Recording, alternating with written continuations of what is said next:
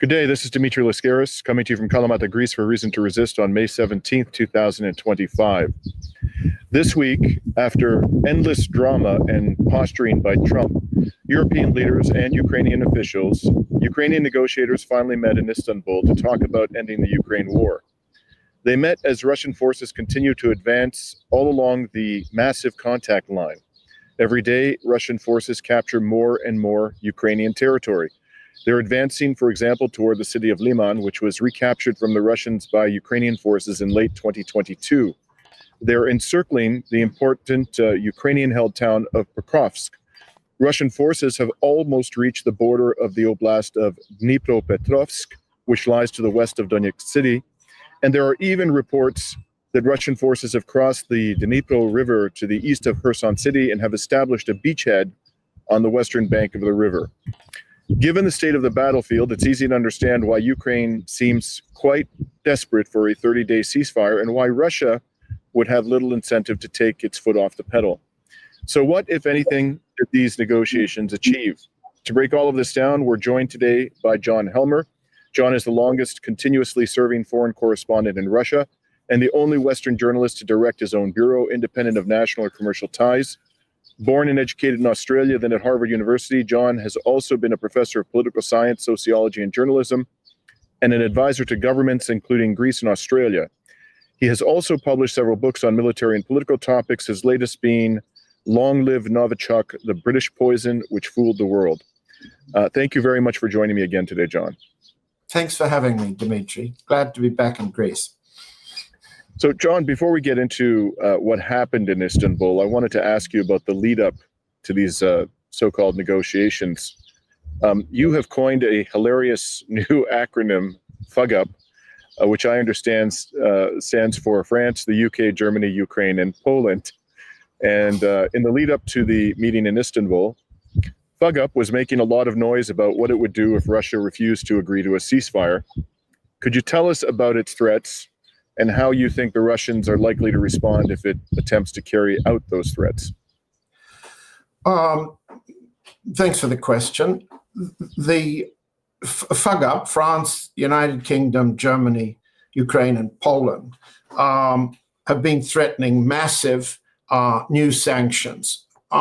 They've been doing it, but Trump has been prompting it. Trump originated the idea, and Lindsey Graham, the lunatic senator, has been threatening congressional legislation to enforce what they term sort of massive cutoff of all Russian oil, sanctions on anyone, including India and China, who buy the oil. So FUGUP has been saying if Russia doesn't immediately agree to the 30-day ceasefire, which, as you rightly said, Dimitri, the Ukrainians and the NATO allied advisors are desperate for, because they're running out of ammunition, they're running out of position.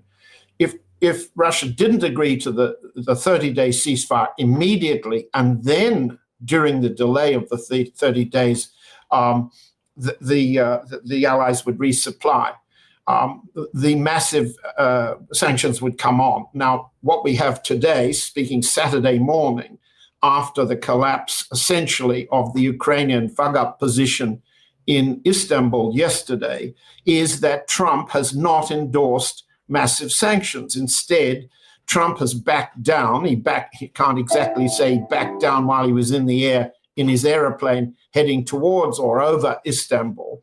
Trump has backed down and basically said, I was in charge of what the summit meeting could negotiate in Istanbul. I wasn't going to go if Putin wasn't going to go, and Putin wouldn't go if Trump, wouldn't go. So if there's nobody like Trump and Putin on the grandstand, there'd be no negotiating results. So what Trump has said, as he got on his airplane in Abu Dhabi to fly north, was there's not going to be a serious negotiation. That'll come when I'm in charge back at home, and in 2 or 3 weeks, he'll make a deal. That's what Trump said as he got on his airplane. That's covering up a completely different story that had evolved over the previous 48 hours. And not only on the FUGUP side, and not only in the Trump administration. There was a profound and has been a profound change in the last few days in Moscow. And that was signaled in a way we can talk about in a minute. Before we get to that, I'd like to ask you about the composition of the negotiating teams. There was quite a bit of ink spilt about that subject. What did you make of the composition of those teams? It's pretty interesting. In the first place, what happened on the Russian side preempted what the other side did. I'm just reaching over so I can look at the papers. On the 14th of May, after a very late session of briefings principally with the military commanders on the fronts in the Kremlin and all the senior ministers, President Putin issued an order naming 4 senior negotiators led by Vladimir Medinsky. He's the yard sweeper in the Kremlin. He represents nothing more than the express instruction of the president. The serious people underneath him were Deputy Foreign Minister Galuzin. He's also representing Sergei Lavrov, the foreign minister, who wouldn't come. Galuzin has spent his last 15 years as an Asia expert. He speaks Japanese. He's only had 12 months of work in Moscow on this war. He's not directly engaged as the next guy is. That's Admiral Kostyukov. Admiral Kostyukov is the head of the GRU, the head of military intelligence. He's the serious senior negotiator there, and he's never been identified in this way in this delegation. That was important because the issue, we'll come to it, of where the ceasefire lines would be drawn and how far the advance westward would go, as you've just said, might have come up for discussion. Kostyukov was the number one in that delegation. He was backed by the 4th member, General Fomin. Fomin had been in Istanbul 1 back in March 2022, took a backseat to Medinsky, who in turn took a backseat to the oligarch Roman Abramovich. That's why it was a disaster for Russia. We'll come back to that in a minute. So there were 4 plus 4 experts. Okay, what then happened was Zelensky named. Sorry, John. Just before you continue, can you just give us a little bit of insight into what the nature of their expertise was? These 4 experts, were they military experts or? No. Yes, the issue was they were the experts on trying to define what a ceasefire might look like if it were agreed, and they were there to back up the possibility that Putin would meet with Trump, either in Istanbul, which is not a safe place for Russians. The ambassador was murdered there some years back. If it took place in Abu Dhabi, that was a safer place from a Russian point of view and preferable. But if Trump left it, there was only Istanbul on his way home or Sochi. And it would have been a dramatic change if Trump entered Russian territory for the first time since the war began. So they were principally to back up the core issue. The enemy side wanted a 30-day immediate ceasefire. The Russian side wanted cease force, and we'll come back to what that means in a minute. Negotiations first, cease force second. Cease force meant no resupply of arms. We'll come back to that in a minute. Okay. That's the nature of the expertise. So you were yes, please go ahead. You were about to get into the composition of the Ukrainian. On the other side, on the Kiev side, advised constantly by the Americans, by Jonathan Powell, the national security advisor of Prime Minister Starmer, and by the French. He came up with 4 senior ministers, and they were named in The Guardian. The Guardian's just a mouthpiece for Kiev and for the British regime. It said that Defense Minister Umerov would be there, Foreign Minister Sibiga would be there, and the head of SBU, the enforcement agency, the Ukrainian intelligence agency, and General Khmatov, the chief of the general staff. That was the 4 top Ukrainian guys who are on that side of the table. But after somewhere between May 15, the morning of May 16, in the middle of that period, Zelensky had to change his mind. He had to change his mind a lot during this, and none of this is published, but I think my Russian sources understand very well what happened, and there are enough slips by the Americans to show confirmation. What happened was Zelensky had to name a completely new lineup. What he did was leave Umarov in charge. So the Russians had 4 negotiators, 4 experts. What the Ukrainians then did was have 1 negotiator and 11 experts, and they were all deputies. Not the chief of the SBU, the deputy, not the chief of the general staff, the deputy. And there were several other deputy types. Now, so that was the lineup, and it's a good question. What does that mean? And it means that the Americans, Trump, who badly wanted a grandstand peacemaker type of summit meeting with Putin,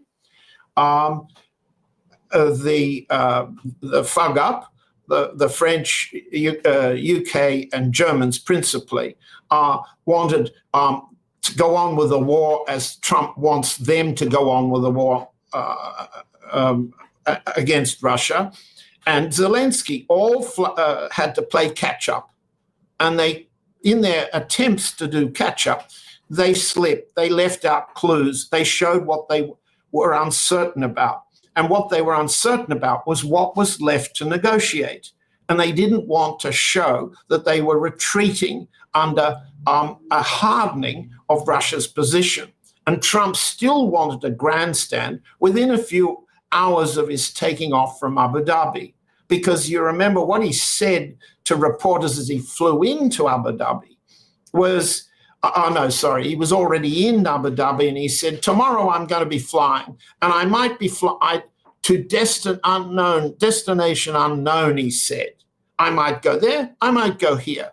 Now, given the limited vocabulary and the cognitive difficulty Trump has and his constant focus on what he really wants, which is image, money, power of a very personal kind. What he was saying at that moment in time was he wasn't sure whether there'd be a meeting with Putin, and he wasn't sure what was to be done. What Putin then communicated was, if Zelensky's in Ukraine, Putin is definitely not coming. There's not going to be that man grandstanding as well. So Putin said, no summit with you, Donald, dear Donald, as Macron uses the phrase, unless you order Zelensky out. Now, what then happened is very interesting, Dimitri. Zelensky then beetled out of Turkey and flew to Albania, to Tirana, to meet with a European summit. But he didn't have to go then. He could have waited. No, he was ordered out by Trump. Trump then conveys the message to Moscow. The coast is clear. We're going to meet. Now, the slip up on the American side is visible if what you do is you follow the White House calendar. I'm obliged these days to read that man's endless tweets, all his speeches, listening to his press gaggles, as they call them, and the calendar. You go to rollcall.com, all those of you who are listening and want to see this quickly without enduring all the pain of watching Trump, and you can see what they're doing. On the rollcall.com reproduction of the official White House calendar, they delayed showing what Trump would do when he got on his airplane to leave Abu Dhabi. They actually hid 4 hours during May 16, Friday. Remember, the meeting was to have started on May 15. It didn't materialize. Lots of confusion. Hundreds of journalists outside filming nothing. But Trump's calendar for the next day showed takeoff at Abu Dhabi, let's say 1:15 local time, and then landing in England half an hour later.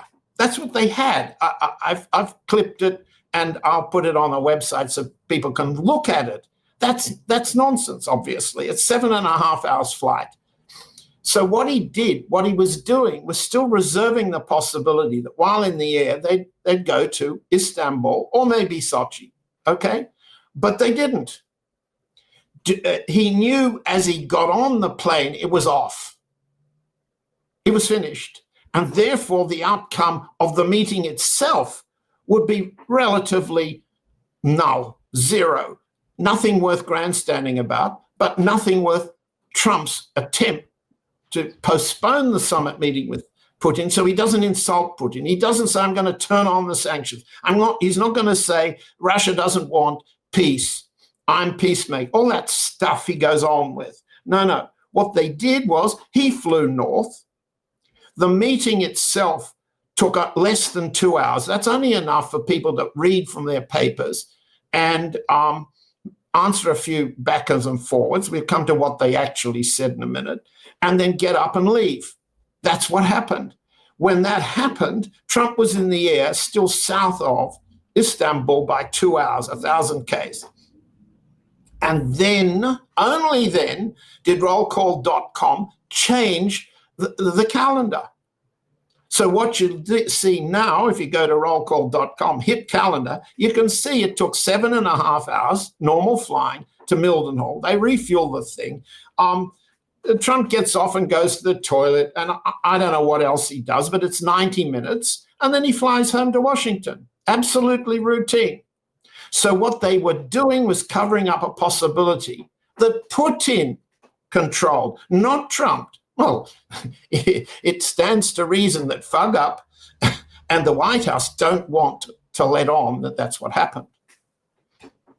So before we get to the all-important question of what actually happened in this meeting, I've seen a photo of the Ukrainian delegation sitting at a table across from the Russian delegation, and the Russians, all of them appear to be dressed in smart business suits, and a bunch of the Ukrainian representatives are in military fatigues. So my rather simple interpretation of that, given that they were nowhere close to the battlefield, is that the Ukrainians went in there wanting to send a message of toughness. But then I saw a report, which apparently has been confirmed by a member of the Ukrainian Rada, the parliament, that the entire negotiations were conducted in the Russian language, which suggests to me not toughness, but rather weakness, given the Ukrainian regime's position on the primacy of the Ukrainian language.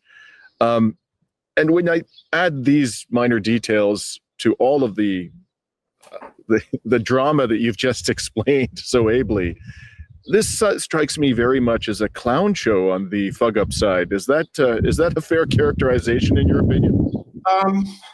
Well, you put it very well, Dimitri, and you are recommending that our audience look at the pictures closely and see what you can see, because you can see a lot. Because when they open their mouths, that's not believable. What you can see is a bit different. The Ukrainian side was much younger. You might even say they were young punks compared to the level and age and experience on the Russian side.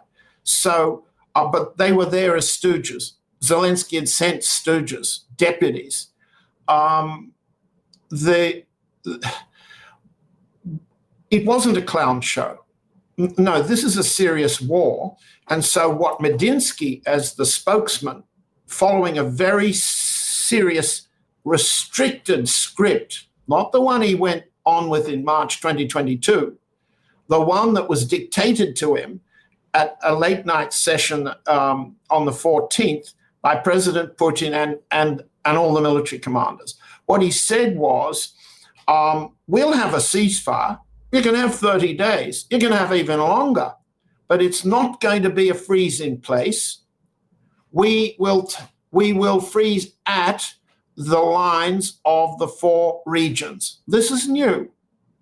This is new. Because even President Putin was considering a freeze in place ceasefire with other conditions. What Medinsky came back with is to say, this is our ceasefire. Ceasefire at the borders of the regions. May I just stop you there, John? Yes. Is it your understanding that this meant that Ukrainian forces would withdraw to the limits, the boundaries of these 4 oblasts, but that the Russian forces would not then fill the gap during the ceasefire period? Or is it your understanding that they would actually fill the gap and take occupation? A very good question, an excellent question. That's why the experts were there. Bear in mind that General Kellogg, Keith Kellogg, the cornflake general, had been articulating for 2 weeks the notion that there'd be reciprocal withdrawals 15 kilometers back for the Russian forces from where they are, and 15 from the Ukrainian side, which would have taken them back over the border. That was nixed. That was not even tabled. But you're right. What the Russian side meant was Ukrainians have to withdraw to the state border, the former state border. And then the question of whether what remained, for example, Pokrovsk or Toretsk, the cities that the Russian forces now have surrounded, would be covered by some kind of demilitarized regime, and who would enforce it. That wasn't apparently discussed. It wasn't tabled. It might be later, but it wasn't, because the Ukrainians said, well, there's no way we're going to withdraw to that border.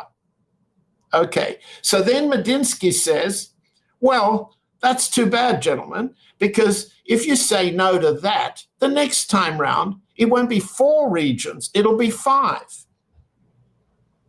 But I've seen a report, John, that in fact, I saw the report that he threatened 5, but then, and I believe it was Margaret Simeoni, the head of RT, who said this, but I could be mistaken about that in fact the threat was 8.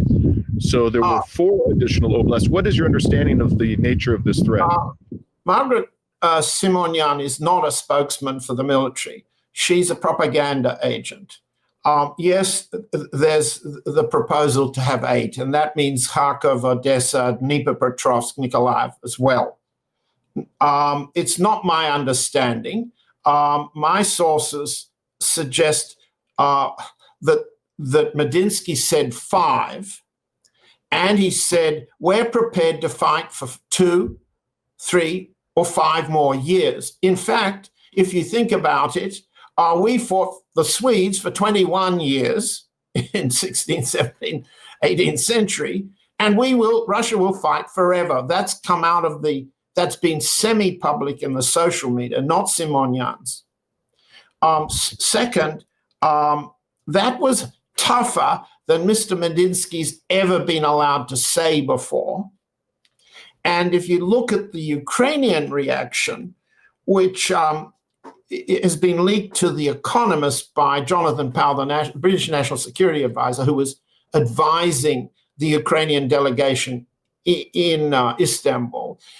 That version emphasizes how tough the Russians were and reports those statements, allowing for exaggeration on both sides now. What do you see? You see Simonian maximally going to 8. You see the Ukrainians say, look what the Russians are doing. They're not interested in peace. And that's what the telephone call came from Fagap plus Zelensky, when they called Trump. They wanted to demonstrate they're allied, they're working cooperatively, they're coordinating. It's not a case of Trump being pro-Putin and the Europeans being anti-Putin. They're on the same page. They're fighting the same war, only they're not. They're, in one sense, they can't agree on how to save the Ukrainian positions where they are. So whereas the Russians are prepared, on the one hand, the first thing that Putin has agreed to do is give Trump his deal, his big deal, his big day in the sun. There's no question that's a Russian commitment, and Trump appreciates it, which is why he's not crapping on his own parade yet. That's why he's promised 2 to 3 weeks. There'll be none of this, atom bomb sanction. No oil will move out of Russia, exactly as Trump has threatened to do to Iran, by the way. So there's what I'd call the 3Ds now. The Russian position is there'll be no freeze at the current line. There'll be at the 4 regions, and then demilitarize beyond the 4 regions. And that's where the 8 come in. Sumy is currently being slowly taken over by Russian forces. My understanding from my sources is that Russia doesn't want to occupy Sumy. It wants to demilitarize it. Sumy, Moldova, Dnipropetrovsk, perhaps. Russia does not want to fight for Kharkov. Kharkov has been thoroughly purged of Russian population and filled with neo-Nazi Ukrainian population. And nobody's going to fight over that city, certainly not Russia. So the question is, lock them up in a city in which they're totally demilitarized. How big, how deep the zone should be in the north, how deep it should be in the south, and what will happen to Odessa, not decided, not even discussed. But there are many ways of handling Odessa.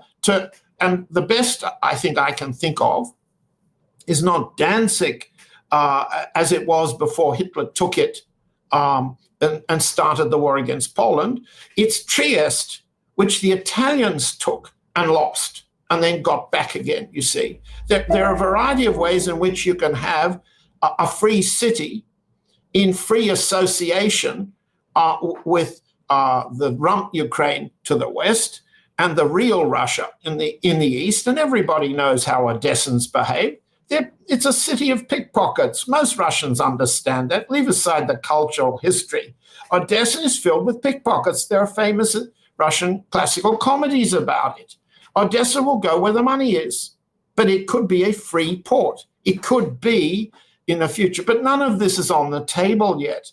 And it's incomprehensible to Kellogg Cornflake. It's incomprehensible to Fug Up because they need to go on fighting their war. So I understand, John, based on the totality of the evidence, that Ukraine has not yet signaled, let alone committed, to accepting any of the core demands of the Russian Federation for bringing an end to this war. So, for example, there's no signaling that they're prepared to give up on NATO membership. There's no signaling that they're prepared to demilitarize or denazify, whatever the Russians may mean by that. And there's certainly no signal that they're prepared to cede an inch of what they regard as Ukrainian territory, not even Crimea, which is unrecoverable by any rational measure by the Ukrainians and contains a population that wants overwhelmingly to be part of Russia. Is that also your understanding of what is currently what the status of the party's current positions is?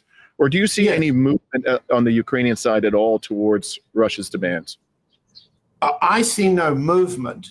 And I thank you for reminding me. The third D in the 3Ds approach the Russians have, but didn't table yesterday, is denazification. You mentioned it. What does that mean now? It means new elections. It means goodbye, Zelensky.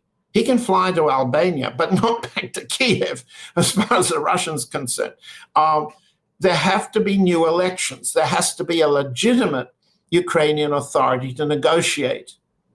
And that's the third D, denazification. 2 kinds of demilitarization and one denazification. But elections to replace Zelensky, that's a complete non-starter for Fug Up, for Trump, and for Zelensky himself. Stephen Witkoff, the money bag that represents Trump in relations with President Putin and the business community of Russia, has indicated in several of his interviews that he accepts that Crimea is gone. And there's no point in fighting over that. He hasn't got down to arguing with General Kellogg over the issue of what's the status of the 4 regions. But Kellogg's position has been, well, Russia hasn't won the war. And he said, Russia hasn't taken Odessa. Well, that's right.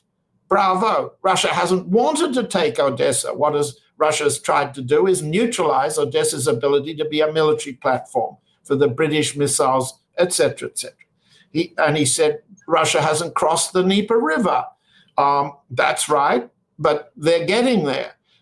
Russia hasn't taken Kiev. He says he thought they tried and were defeated in 2022. That's not what they were doing. So he's saying Russia's losing the war by putting up straw objectives Russia's not been interested in. But all of this talk, I agree with you, Dimitri, means there's no sign that FUGUP wants to change its position and that Trump is willing to seriously countermand that. Why? Because FUGUP represents a continuation of NATO pressure on Russia, not only in the Ukrainian battlefield, but going through the Baltics up to Finland and then across eastward along the Arctic coast. And then we go down south along in the Caucasus. Georgia and Armenia are battlegrounds from the American FUGUP point of view against Russia. And therefore, the American-Israeli war against Iran is also a war of the FUGUP against Russia, and so on and so on and so on. We can go the Far East. There's no relaxation there. This is a world in which neo-Nazis like Chancellor Merz are aimed to rearm with 50 billion euros worth of German money to be spent and put into Trump's pocket. I mean, this is where they're heading.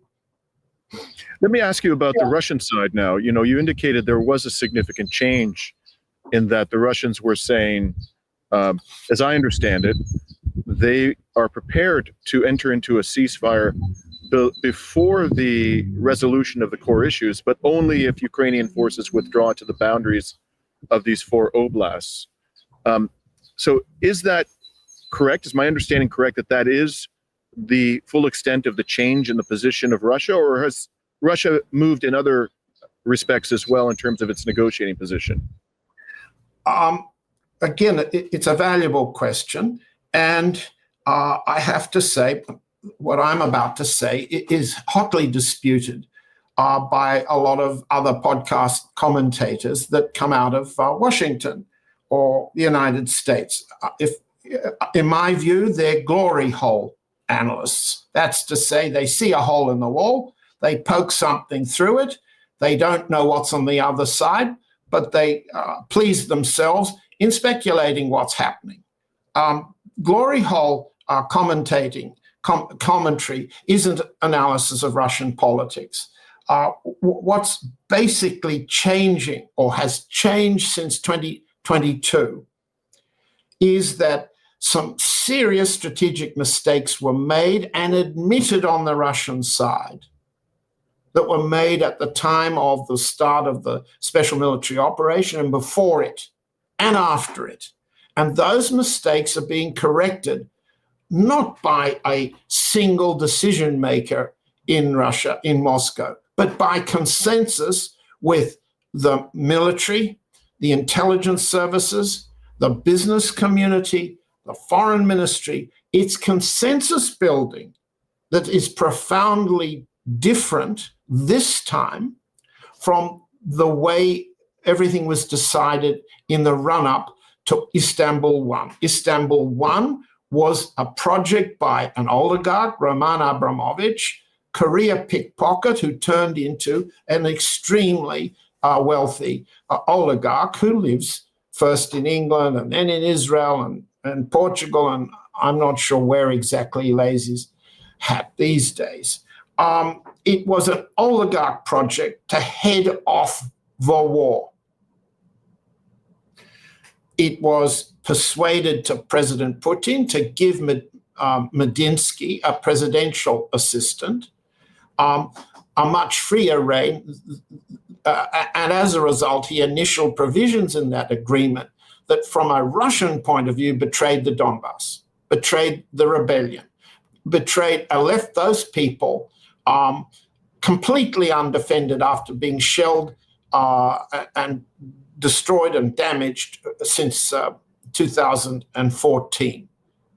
Now, that wasn't the only aspect of Istanbul 1 which was unacceptable to the Russian side when Medinsky brought his papers back. Now, I know that lots of people say, no, you're wrong there. What happened was the papers came back. Arachamia brought the papers back to Zelensky, and the British arrived, and Biden delivered a message. No, this is unacceptable. It gives the Russians too much. Keep fighting. That's their version. It's endorsed by some statements that President Putin has made and some statements Foreign Minister Lavrov made, because they're not prepared to discuss in public that mistakes were made on the Russian side. Okay? But mistakes are there to be corrected. It's human to make mistakes. In politics, it's dangerous to make mistakes. And what has happened that's transformed this situation is President Putin is acting by consensus, and we've got a lead forces.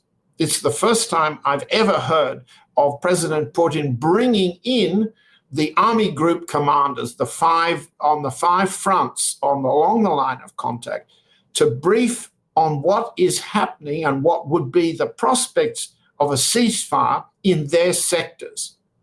That's never, Putin has gone out to the front and they've spoken there, and no doubt he's on the telephone fairly frequently, directly as well as through the general staff.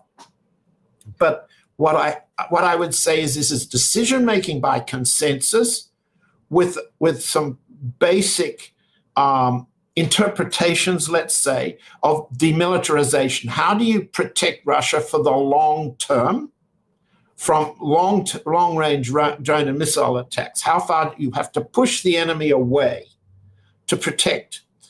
Second, how do you denazify the regime so it doesn't consist of racist Russia haters, Slav haters, in the way the Germans were back in 1939?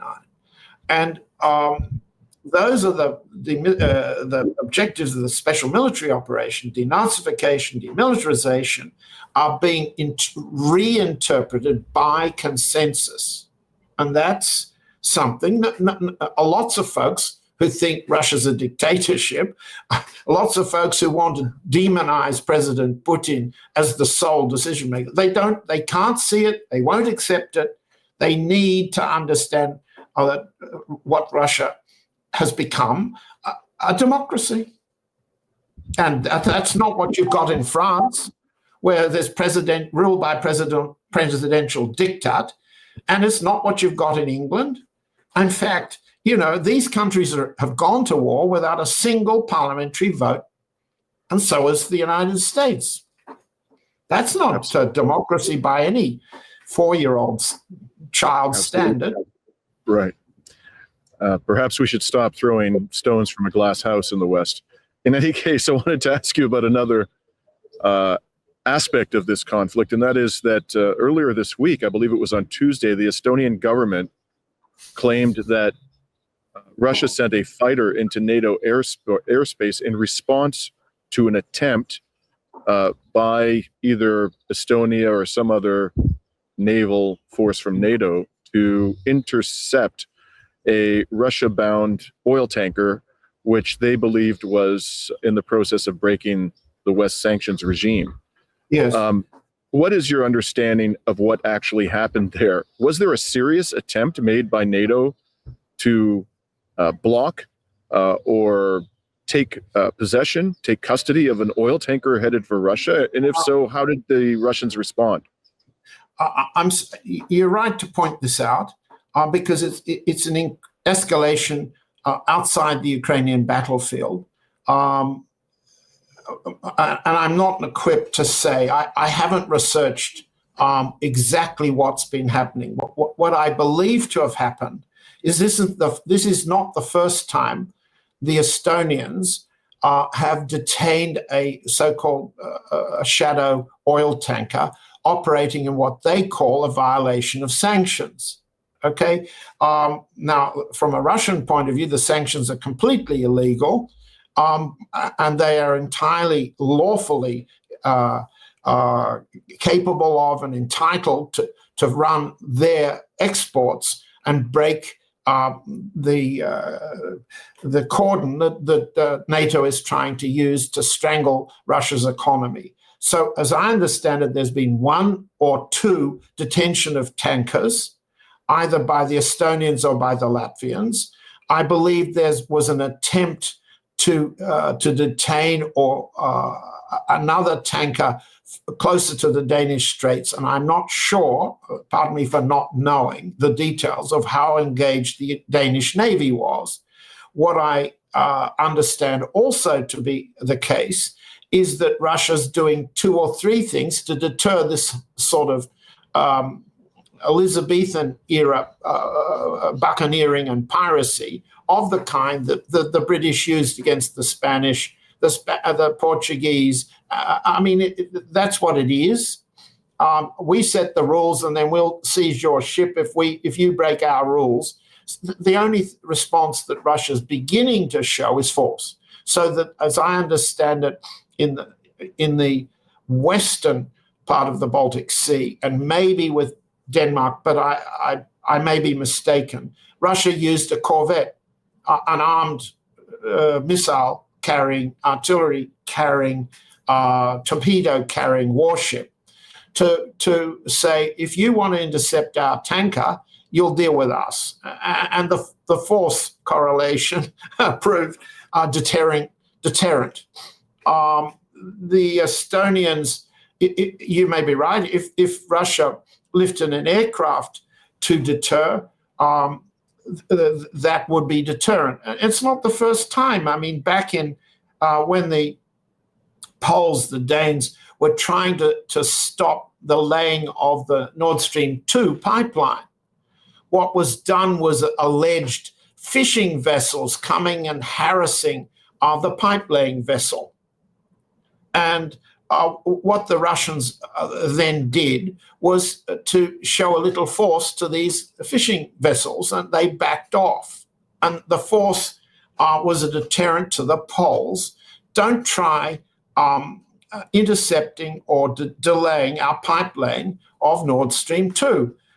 That was done a year before. The Americans used a different method. Also, with the Danes, the Germans, the Poles, all of them were engaged in those explosions that destroyed the pipeline, or much of the pipeline, on the seabed.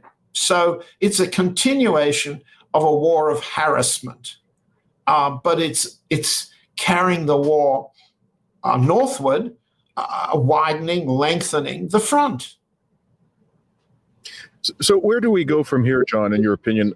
Is there a fixed, an agreement as to a subsequent meeting, or does there seem to be, are we basically at an impasse in these negotiations, and absent some major development on the battlefield, we're not likely to see any further progress? What's your sense of where this is heading?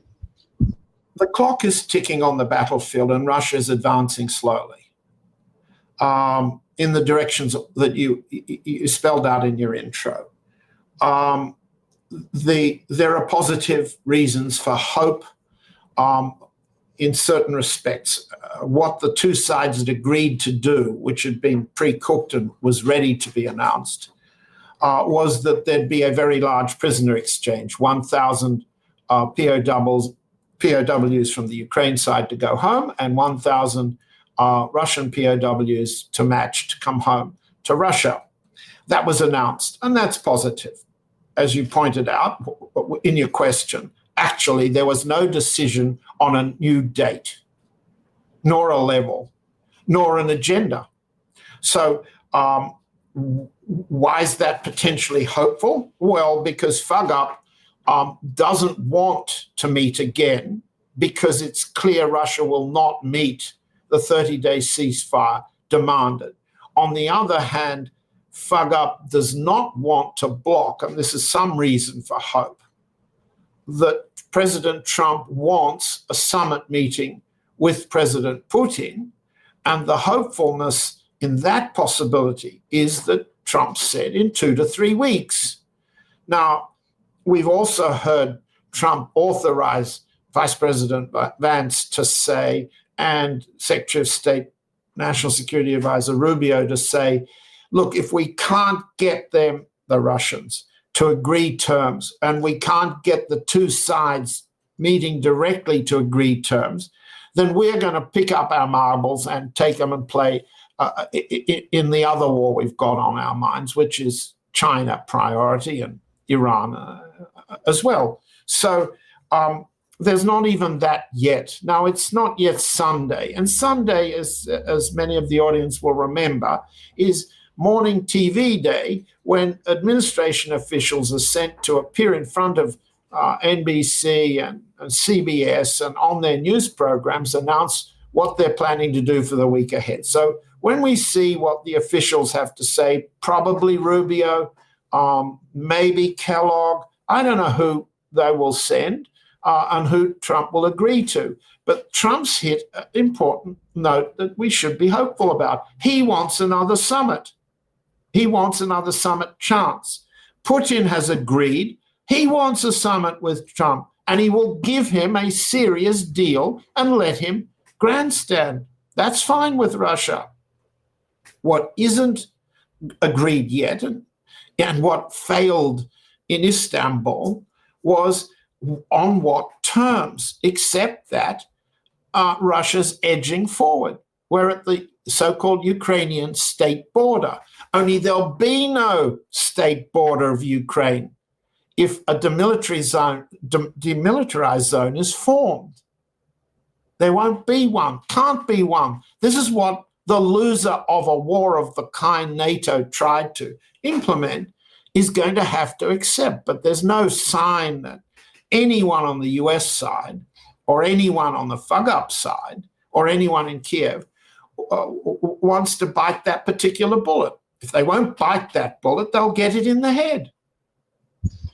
So in the time remaining to us, John, I'd like to ask you about the other major attempt to avoid war, or perhaps I should say de-escalate a situation that is a sort of low-intensity war, and that being the war between Iran and on the one hand and Israel and the United States on the other. I understand there was a fourth round of negotiations in the nuclear talks between the Trump administration and Iran on Sunday. The Iranian foreign minister said that the talks were more serious and candid. Those were the words that he used to describe them. And he said that they had descended into some detail rather than, remain confined to the level of generalities, which one might view as progress. But at the same time, he said very clearly, senior Iranian officials have said this repeatedly, that the issue of Iran's capacity to enrich uranium is absolutely non-negotiable. Now, they've indicated that they're prepared to accept constraints on their ability to enrich uranium, but they're not going to give it up altogether, which necessarily means, of course, that there is not even remotely within their contemplation that they're going to give up on their nuclear program, which is precisely what Netanyahu is demanding. On the other side, you have the Americans giving contradictory signals. One day, Trump administration says total dismantlement of Iran's nuclear program is necessary for us to avoid a war. And then you have Rubio saying, well, as long as they get their enriched uranium from some other trustworthy source and they're not generating it themselves, perhaps we might be able to live with a peaceful civilian nuclear program in Iran. What is your take on the status of these negotiations? And I want in particular your thoughts on the question, because I have serious suspicions about whether the Trump administration is negotiating in good faith. Primarily my suspicion arises from these contradictory messages they keep sending as to what their true demands are. So what is your take on the status and the direction of these negotiations? Well, in the first place, I'll defer to you because you've just been to Tehran. I followed your broadcasts. and your analysis. And I congratulate you on them. I've learned a lot from you being there. Trump's reaction to the process of negotiation was very unusual. He was very careful not to insult Iran in Saudi Arabia, in Qatar, or in Abu Dhabi, in the UAE. He did not do that. Instead, he complimented the Iranians. It's the first time I've seen him say that the Iranians were negotiating intelligently. That was his word, intelligent. The implication I read from it, and I'm the Moscow correspondent, not the Washington correspondent, and the implication I'd gather from what you were reporting from Tehran was that the American negotiating position is coming back to JCPOA. And the question of the level of enrichment that's peaceful is a technical issue that's being discussed intelligently, to use Trump's word, at the level of experts, below the level of their principal negotiator, who is himself a nuclear negotiating expert, as you've been reporting. So I disagree with those, again, glory hole commentators in Washington who want to see a big division between Trump and Netanyahu. We can get into that, or we can not get into that today. I don't see any long-term change on the part of Trump personally or his administration in their commitment to the genocide of the Palestinian Arabs in Gaza first, and then the removal of the Arabs from the rest of the West Bank as far as the suburbs of Damascus. Israel's going to expand. Trump supports that. And whether it's Netanyahu in or out of jail or some other Israeli, there is no sign, in my view, that when Trump says Abraham Accords, he means anything else but the expansion of Israel along the present lines. So what Trump will not do, and what I think he's signaling, he can't risk having his airplanes or his bases in the Middle East shot up effectively, punishingly, in a costly way by Iranian air defense. He won't do that. He can't. Now, one of the reminders of the risk of a US-backed Israeli attack on Iran is the capability of the Russian-Iranian partnership to defend and counterattack.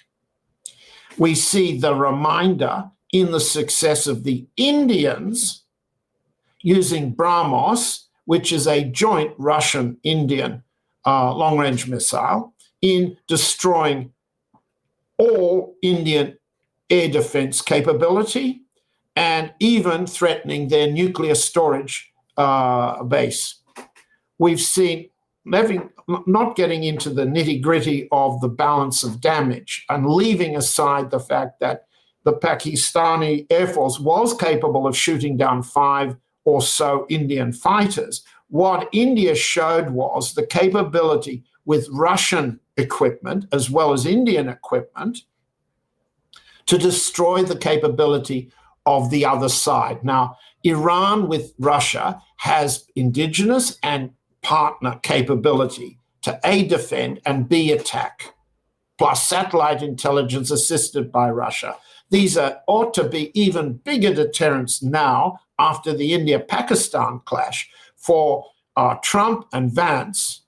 And so I don't think they will allow Israel to push them any further. It's normal for people like Netanyahu, for all the Israeli establishment, to push harder and accept what the Americans will settle for. But neither of them wants to face a combination Iran-Russia deterrent capability right now. What does that leave? It leaves where we began. Trump saying Iran's behaving intelligently, and therefore we go back to JCPOA. But you may have a better read of what the Iranians want than I do. Well, I think that they're being quite honest in stating that they're not going to give up on nuclear enrichment. I think they would accept perhaps a slightly more constrained, slightly more severe constraints on their ability to enrich than they accept under the JCPOA. Perhaps they would lengthen also the period of time under which those constraints would remain in place. So it would be longer than the JCPOA provided for, but I don't see Trump achieving more than that. And, hopefully he'll be prepared to accept the Iranian position. Well, one thing I just want to clarify before we go, John, is when you mentioned, in talking about the results of this latest clash or series of clashes between India and Pakistan, the 5 jets that were shot down by the Pakistani forces were not Russian-made jets; they were Western-made jets. Rafale. No, not quite. As I understand it, and it's 3 were Rafale, French, and 2 were Russian. I believe a Sukhoi and I believe a MiG, 5. But nobody who wants to argue that Chinese military technology, standoff missile, air-to-air missile, or the Chinese fighters that the Pakistanis used, nobody who wants to argue that's what a big success wants to admit that 5 down on the Indian side is far outweighed, or are far outweighed, by the number of Pakistani aircraft shot down, the failure of their missile systems and drones to breach Indian air defense, partly Russian, the S-400, which Prime Minister Modi stood in front of to show the world that the Pakistani Chinese claim that they had wiped out an S-400 was wrong. And there's simply no, in the argument over what's happened, there's no calculating, computing the balance of damage. And the balance of damage shows India won. But I'm talking about it as a lesson for what Iran can threaten credibly to do. And the other part we didn't mention yet is the other Iranian non-negotiable, and that's they're not going to demilitarize. They are not going to give up their long-range, their supersonic, their hypersonic missile capabilities any more than Pakistan could insist that India gives up the BrahMos or any other missile development. That's never been a negotiating possibility for Iran. Yes, the Israelis have demanded it, and Trump has suggested he might go for it, but it's a non-starter. Yes, enrichment is a negotiable. Demilitarization is not a negotiable. I think that's absolutely correct. And again, John, I thank you. It's always a great pleasure to speak to you, and I look forward to our next discussion. Thank you very much for having me, Dimitri. Thank you. And my apologies if there's been any background noise during this. Unfortunately, my normal office spaces were not accessible to me today. It's a nice spring breeze that I can hear behind. And it's nice to see a blue sky. Yeah, right. It's fine. Okay. Well, we'll be signing off for now. This is Dimitri Lascaris coming to you from Kalamata, Greece on May 17th, 2024.